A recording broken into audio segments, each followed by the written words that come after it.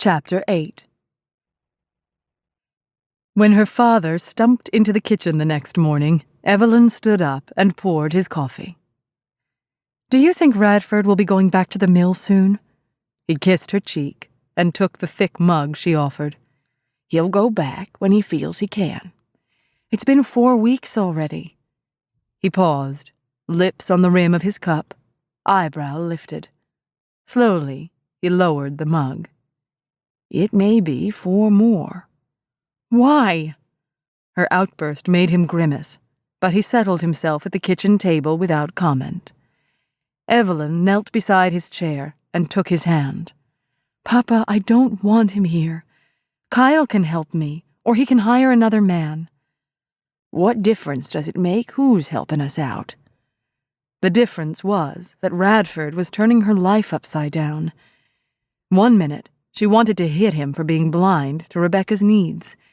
The next, Evelyn was melting over his obvious love and tender affection for his daughter. Though they had spoken little since their argument yesterday, Evelyn had forgiven Radford's comments, knowing he'd been upset.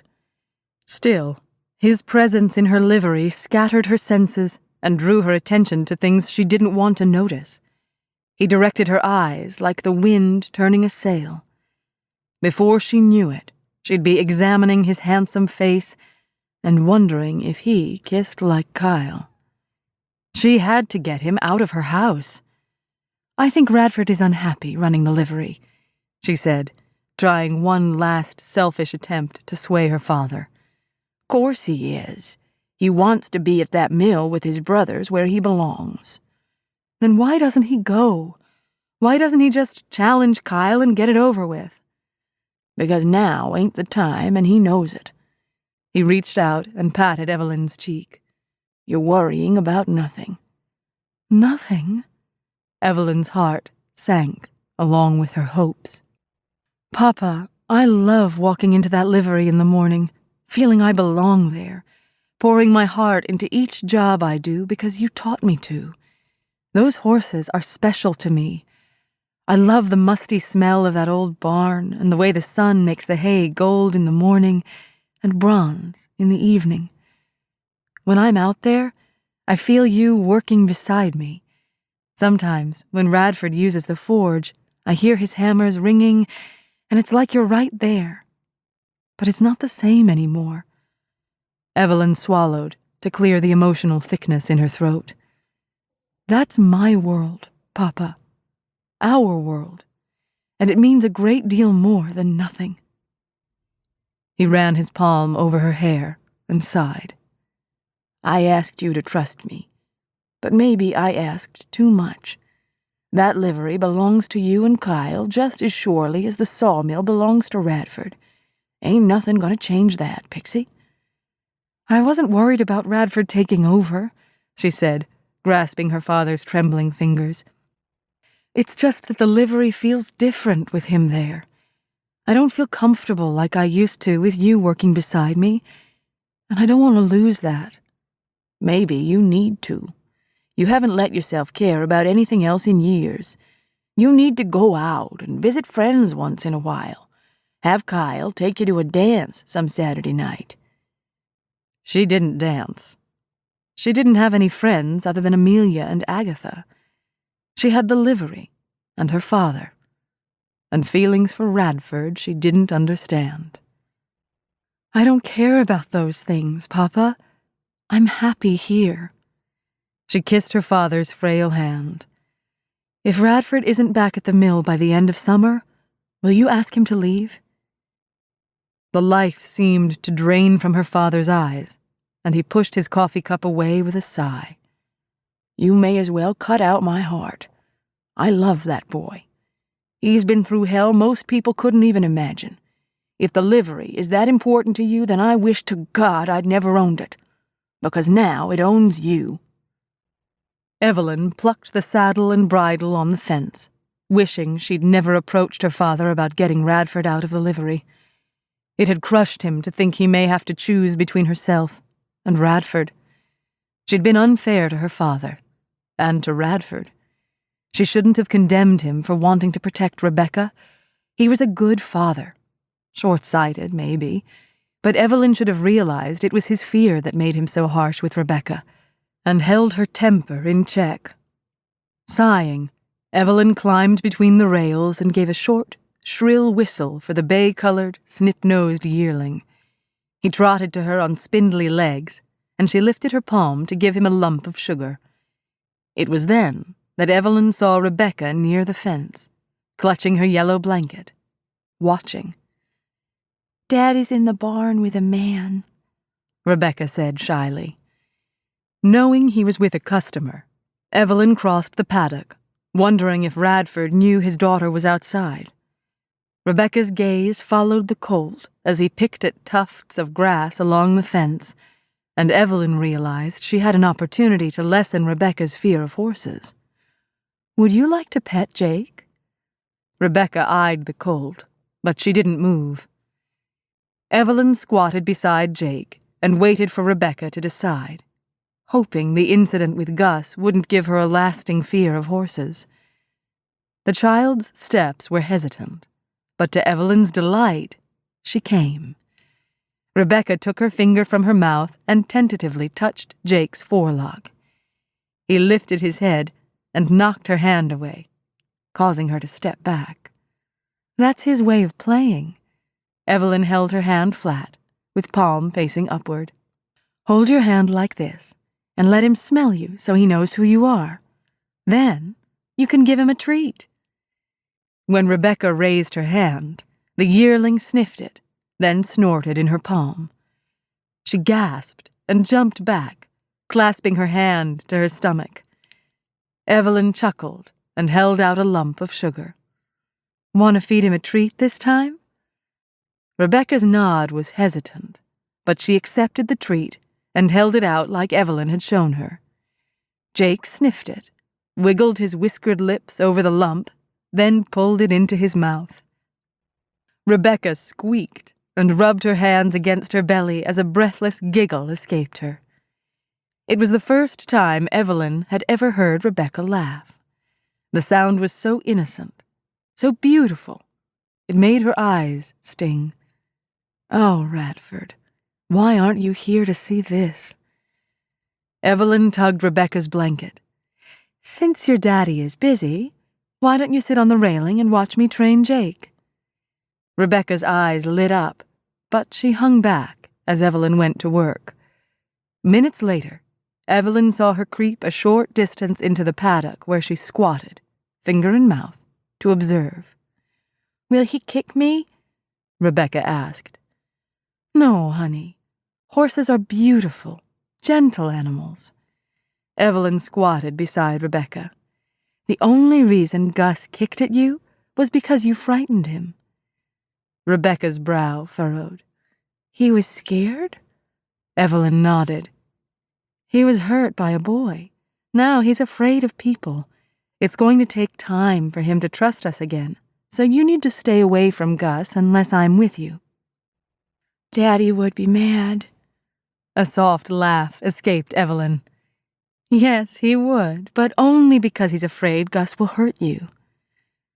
Do I have to go inside now? Rebecca asked, her eyes lingering on Jake as she squatted in the middle of the paddock, her small bottom touching the ground.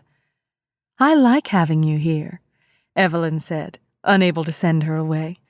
She held Jake's reins out to Rebecca. Want to help me? Excitement illuminated Rebecca's eyes and she stood up, clenching her hands in front of her belly. How? She asked, entranced by the colt. Just hold on to these for me. Evelyn slipped the reins into Rebecca's small hands and showed her how to grip them, then watched from the corner of her eye while setting up step blocks. The sound of wood clunking drew Jake forward, and Rebecca's eyes flew open. She clutched the reins to her chest and gritted her teeth, her gaze flying to Evelyn with frightened uncertainty. Evelyn nearly laughed at Rebecca's surprised expression, but was too touched by the child's determination and her obvious desire to succeed at the job she was given. Whoa, Jake, Evelyn commanded from her squatted position, and, thankfully, the colt obeyed. Jake picked at tufts of grass, wandering from patch to patch while Rebecca followed with the reins clenched in her tiny fists. When Evelyn finished laying out the course, she stood and dusted off her hands. "Walk toward me, and he'll follow you." Uncertainty flared in Rebecca's eyes, but she took 2 halting steps, checking over her shoulder with each one to see if Jake followed. When the colt lifted his head and trailed along, Rebecca's face beamed with such confidence it warmed Evelyn clear to her bootlaces. She too felt as though she had accomplished something special. Evelyn placed her hands over Rebecca's and showed her how to walk Jake through the course. After the first pass, she let Rebecca do it on her own. After 3 mostly successful trips, Evelyn knelt beside the smiling little girl who was stealing her heart. "You were wonderful, sweetheart." Rebecca pulled at the front of her dress and rocked onto the outside edge of her shoes. "I like Jake." "He likes you too. That's why he's sniffing your pocket. He wants a treat." Rebecca's expression fell. "I don't got one." "I do." She reached in her worn shirt pocket and pulled out a small apple. "Do you remember how I showed you to feed him?" Rebecca's nod was full of enthusiasm. "Like this," she said, making her hand flat. "That's right." The apple dwarfed Rebecca's hand. "Don't let him nibble your fingers. It hurts." Rebecca giggled and turned eagerly to Jake. When Evelyn stood to remove Jake's halter, she saw Radford leaning against the fence, watching them with an odd, lonely expression on his face. Dread pulsed through her, and her stomach flipped. Please don't let him spoil Rebecca's happiness, she thought. Don't let him crush the first rays of confidence that light her eyes. Not wanting Rebecca to overhear in case Radford was upset, Evelyn slipped the bridle off Jake and pointed to the railing near the barn. "Would you hang this on that fence rail for me?" Rebecca proudly grasped it with both hands, held it to her chest, and walked away, her hair bouncing softly against her back. Evelyn lifted the saddle free and walked to the opposite side of the paddock where Radford stood, silent and watchful. She parked the saddle over the railing, resting her hand on soft leather. "I thought you'd rather have her with me than wandering off alone. I noticed you weren't outside with her." "I was watching, like you suggested." A light shadow of whiskers dusted his jaw and lent a rugged edge to his handsome face. His gaze held Evelyn's, probing, searching, seeming to look right into her soul. "It's not Rebecca who's afraid, is it?" he asked. "I knew that's what you were trying to tell me yesterday, but I didn't want to hear it. You were right, Evelyn. It's my own fear I can't get past." Evelyn had never heard the despair and regret that filled Radford's voice, and it fed her guilt for being the cause of his heartache. "I shouldn't have said those things." He turned toward the mid-September breeze and raked his hair off his damp forehead. "I was the one who said things I shouldn't have. I'm sorry about that. When I saw Rebecca on the ground, my heart stopped. I've never felt that kind of fear." His eyes met hers. "Not even in the war." He sighed and shook his head. "I was angry, too. Only I realized I wasn't angry with you or Rebecca. It was my own shortcomings I was fighting. It's hard to admit that I've been a lousy father, but I have." Evelyn's gaze shot to his. "You're a wonderful father." "No, I'm not." His eyes sought Rebecca, who was busy wrapping the reins around the railing. "But I want to be." He placed his hand over Evelyn's, trapping it between his calloused palm and the saddle horn. "Will you help me?" His hard, warm palm felt good, and Evelyn wondered if Radford sensed her reaction to him. "I don't know how to make Rebecca laugh," he said. as though giving his final confession, his eyes sad. I'm failing her. Ashamed, Evelyn realized how deeply she'd hurt him with her angry words. I'm sorry I made you feel this way. I had no idea I would cause so much harm. His lips tilted in a sad smile, and he ran his thumb across her knuckles. You know, it's been months since I've heard Rebecca laugh. I can't buy her the happiness you've given her today. I wouldn't have understood that if you hadn't challenged me to notice. Thank you for giving me some much-needed advice. His expression softened. You're the only one Rebecca has had anything to do with since I've been home. Ma's crushed that her own granddaughter won't let her cuddle her. Your father is just aching to get her on his knee. Radford released Evelyn's hand and leaned his elbows on the fence. Rebecca seems to trust you. Even more than that.